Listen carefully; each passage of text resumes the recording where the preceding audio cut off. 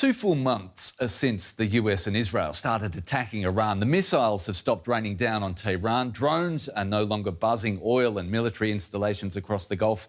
But the conversation about resolving their differences are going nowhere fast. If the whole idea of attacking Iran was to apply pressure on the regime so that it would behave differently, how is that going for the US and Israel? There is a lot happening, so let's try and bring you up to speed. Here is Trump arriving in Florida. He will be on the golf course at Doral on Sunday while negotiations continue. Iran, meanwhile, has submitted a new 14-point plan. The US president got on Truth Social on Saturday night saying that he will be reviewing the plan but doesn't have much hope for it. He made the point that Iran haven't paid a big enough price for what they have done to humanity and the world over the last 47 years. That was Truth Social. Here is the president on tape now. But doing very well with regard to Iran. Again, they want to make a deal. They're decimated. They're having a hard time figuring out who their leader is. They don't know who their leader is because their leader is gone. Their former leader, Khomeini. But we'll see. Now, Iranian state media say Tehran has submitted a 14-point proposal to mediators in Islamabad. Details include ending the conflict on all fronts and enacting a new framework for the crucial Strait of Hormuz. The key points among the 14: 30 days time limit to finding a permanent end to the war, withdrawing of troops, including the end to the US naval blockade, lifting of sanctions, and a penny for Donald Trump's thoughts about Tehran asking for compensation to be paid. So at this point, I'm really pleased to bring in Siavush Daemi into the conversation. He's a senior lecturer in modern Middle Eastern history at the University of St Andrews. Great to connect with you. I wonder how you feel these negotiations are going. There's an awful lot riding on them. Yes, well, I think that both sides haven't put an end to the negotiations. We still have a very low level, if you want, remote-style negotiations happening with Pakistan as the mediator. But what we are seeing is the Iranians tweaking their original proposals. According to the latest news reports, they are not putting an end to the American blockade of Iranian ports as a condition for further negotiations. They might be open to even allowing other shipping from transiting through the Strait of Hormuz during this phase, but they are postponing discussion on the nuclear issue to the phase in which a permanent end to the conflict will be discussed. Right. So they're not willing to contemplate dealing with the nuclear issue straight away, which I think is the aim of the Trump administration. Right. There are some marginal tweaks, if you want, improvements, but what we also don't see yet is a return to in-person meeting and diplomacy as happened in Islamabad a few weeks ago. Right. Since that meeting between the Iranian and the American side, we haven't had any substantive progress yet, despite the fact that, as we said, the sort of diplomatic process hasn't been interrupted or suspended entirely, while at the same time both sides are very have mistrust with regards to the other. Could I go for an overly simplistic summation of what you just said, and that it sounds an awful lot like a total mess at this point? It is chaotic, yes. It is chaotic because, of course, if you want, in quotes, orderly processes of diplomatic negotiation handled by Oman both in 2025 and early 2026 failed. Pakistan is a new player in all of this. We still don't know to what extent they are actually capable of dealing with such a mediation. It is unprecedented even for Pakistan to deal with such a mediation in other remits as well. There's a lot of mistrust. At the end of the day, we are out of 40 days of relentless bombing of Iran by the US and Israel. And of course, Trump, with his social media posts and his statements, alternates between very bellicose statements and openings. So it is very unclear what the situation is at this One thing Donald Trump has said, or accused Iran of, is saying they are basically without leadership at the moment. Is that the way you understand it, or how do you understand the structure of Iran's leadership? Is it an organised leadership at this point? Well, it's very different from what it was prior to the 28th of February, where you had Khamenei Senior, the previous supreme leader, that was giving the line and was settling differences one way or the other, and then imparting the position that, for example, would be the one adopted by negotiators and politicians and more. I think clearly by the amount of times Iran keeps changing its position, if these news reports are true, suggests that after the strong cohesion that you had during the bombing campaign, during the ceasefire, political differences are emerging, hardliners and moderates and pragmatists and various other shades of opinion within the surviving leadership of the Islamic Republic are emerging to the foray, coupled with the fact that, of course, the new supreme leader does not have the authority and grip on the rest of the state system that his father had. So all these are ingredients clearly for divisions and for lack of coherency and union, if you want. And we'll see that happening for a while. But I think that the Islamic Republic's leadership as a whole still wants to obviously survive this and do not let these divisions lead to a further weakening of its control over society and the nation. There are divisions, but I think the overarching objective within them is to survive this and to eventually achieve some form of a peace arrangement that allows them to rebuild and retain the authority of the Islamic Republic. Yeah, they don't have a nuclear weapon. What they do have is a financial weapon of some great size. Iran says it's also, we believe, issuing some new guidelines for transit through the Strait of Hormuz. We all know how difficult and how important that is. Do you know about these new guidelines and how Iran is playing that card from this day forward, how they're going to make the most out of their control over the strait? Again, we have very contending lines coming out. If again you look at what appears to be this tweaked Iranian proposal handed over to Pakistan, that allows for what appears to be a return to freedom of navigation through the strait while the negotiations are taking place. If you pay attention to what the particularly what is going on in the Iranian parliament, the Majlis, they are tabling laws which would actually put the whole idea of a toll booth, if you want, and control and the Strait of Hormuz in the sense of forcing all international shipping through specific lanes close to the Iranian shores into legislation, and therefore mandating effectively the government to pursue this as a matter of law. Again, ultimately, we don't really know what the position is, but hardliners, such as, for example, the editor of the Kayhan newspaper, Hossein Shahrimadari, who had argued for years that Iran should close the Strait of Hormuz in the case of such an attack, are now arguing that the same thing should be extended to the Bab el-Mandeb Strait, which is at the beginning or end of the Red Sea. Right. So, again, what you see here is a bit of a, if not a cacophony, a variety of views which emerges, which, of course, has been noted to some extent in his own language by Trump, but also by observers and the international media. So you paint a really vivid picture and a messy one.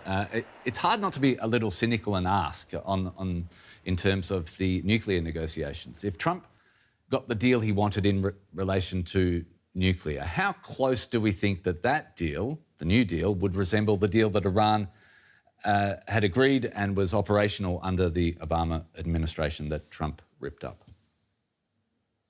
Again, it is tough to say because I don't think we were ever close to a nuclear deal. I mean, we've had all sorts of rumors come out over Iran and the US converging on a period of suspension of uranium enrichment inside Iran. The Iranians apparently went only up to 5 years.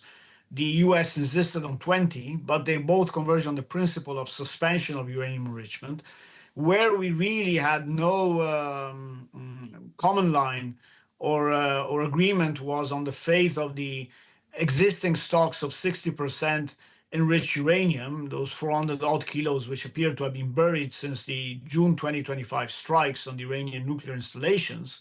Yeah. And of course, there are many other details which would need to be fleshed out. And again, all the while that you have a non-negligible, I would say, constituency within the Islamic Republic's leadership, within parliament and more, that claim that enough is enough and Iran should leave the NPT altogether, the nuclear non-proliferation treaty altogether.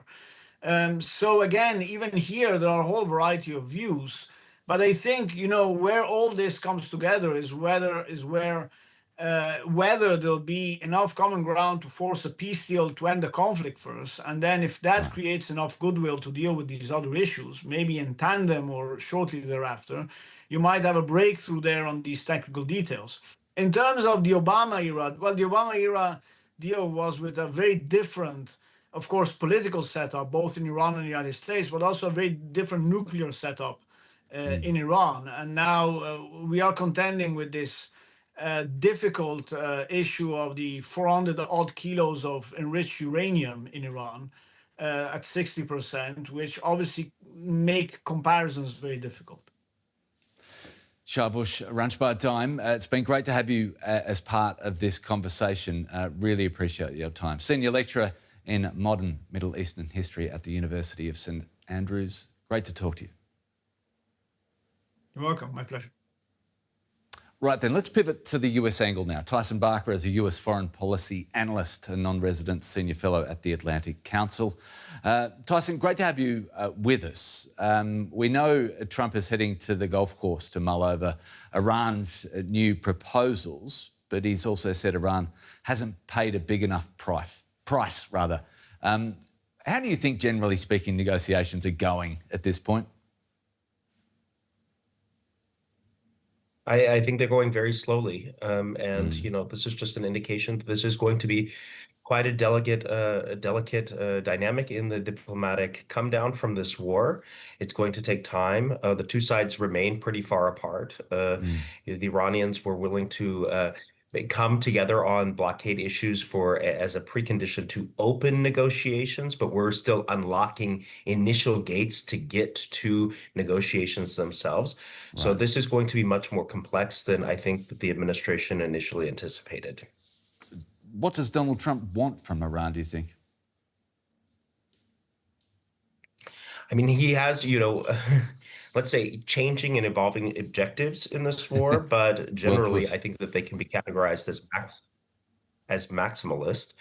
Ultimately, he wants to eliminate Iran's nuclear program and its capacity to have a nuclear weapon. He wants to address the ballistic missile program in Iran and their ability to project missile and drone capabilities across the region. He wants to address all military capabilities that Iran has at sea and across the region, and the proxy issue. And I think generally, although I don't think this is a core objective, it never was, he wants to address the nature of the regime itself and what it's done to the people in Iran. Is the benchmark in terms of the nuclear deal better than Obama, more important than policy outcomes? Is that the lens he's putting on this? Well, President Trump is an expert marketer and an expert brander, and I think that that is going to be something that he is going to lay a lot of importance to, is how does this deal differentiate itself from that which was negotiated by the Obama administration. I think there are two elements that he will look to have in the deal that are going to be very difficult. Ultimately. One is the elimination of any sunset clause so that the deal will not expire after a specific period of time. The JCPOA, the Obama deal, expired after 15 years. And the second is to address both inspections, having them be slightly more invasive, and the ability to declare them spontaneously, and to address the ballistic missile program, which were not addressed in the JCPOA. But let's be honest, one thing that he does not have, that the Obama deal did have, is the legitimacy and backing of the international community. A real strength of that deal was the fact that 6 great powers came together, the 3 in the European Union, China, Russia, and the United States, all stood behind this deal. And of course, that is not the conditions in this negotiating dynamic. How hard, generally speaking, is it going to be to get a deal, Tyson, if one of the key constraints is that the new deal must not look like the Obama-made deal? It's going to be extremely difficult. Again, if you just think about the sequencing of objectives here, I think that the most acute element that both sides want to address, but particularly the United States, as you see, and the world, frankly, is bringing stability and certainty back to the shipping routes in the Strait of Hormuz. And of course, that was not even an issue prior to the launch of this war. So the first most acute issue is going to be a de-escalation in the Strait of Hormuz and the ability to open it again for certainty in shipping and bringing down energy costs. And again, that is an own goal, right? Because that is a product of this war itself. Only after you address that, then do you get to the point where you can talk about the nuclear issue, which, the previous negotiator said is a really hard issue to address. The Iranians know the issues backwards and forwards. They're veterans of these negotiations. They're going to know the technical specificities much better than the Trump politicals who will be in charge of these negotiations, including Steve Witkoff and Jared Kushner. And so this is going to be an extremely large investment of their time and effort in getting something that even comes close to the Obama deal, and exceeding it is going to be rather difficult. You raised the spectre of the Strait of Hormuz and the flow-on to energy costs. A major discount airline in the US, Spirit Airlines, has just gone bankrupt, more or less as a direct result of the oil scarcity due to the war. Two other airlines are thought to be also at risk of insolvency. That is presumably going to increase the pressure on Trump to secure a deal to end this conflict. Does he feel this pressure? Is that pressure gaining on him? Is it growing on him? I think in this conflict, he has evinced a relatively thick skin in his commitment to continue to persecute this war. But, the collateral damage that it's doing on the global economy is very clear. And clearly, a canary in that coal mine are budget airlines. We're seeing this as well in Europe. The announcement by Ryanair to close most of its flights from Berlin. A lot of airlines across the world are kind of rerouting, strategically planning on the baseline of a conflict that continues, and oil and energy prices that are going to remain high. This is having all sorts of knock-on effects across economies. It's hitting American farmers particularly hard because of the scarcity of fertilizer. And I think that the first place it's going to feel it in the, let's say, Trump administration ecosystem is not going to be the president himself, who does, again, have a thick skin. He is, let's be honest, a lame duck in many ways. Although his approval rating is dropping, he is not going to be up for re-election again because of term limits. But it's going to be his party itself, because they are going to be, put to the test in November midterms. And, they're feeling this a lot more, and they're starting to sound the alarms on this. Tyson, just on the communication to finish, what you see of the communication and how this communication is taking place, what are your hopes for these negotiations in the short term?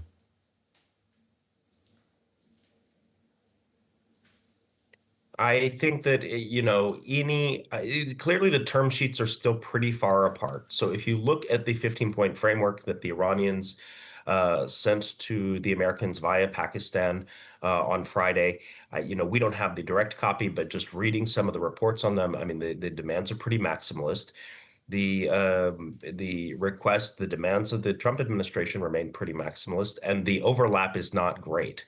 So I think that my hope in the kind of short term is that they find small bases for de-escalation, like the short-term ceasefires that they've put in place, and really think about, and I think that the Trump administration, the Israelis need to put more emphasis on the knock-on effects that this is doing to the global economy, because pressure is going to start to increase from other powers, Europe, China, India, etc., to de-escalate, to come to some kind of stable, durable solution to this, particularly with regard to the Strait of Hormuz. Tyson, been great to get your input. Tyson Barker, US foreign policy analyst and non-resident senior fellow at the Atlantic Council. Thanks so much. So Israel is talking through the United States to Iran, the US is talking through Pakistan, and so far, as we know, nobody is talking directly to each other. How do you think these negotiations are going? There is an awful lot riding on this.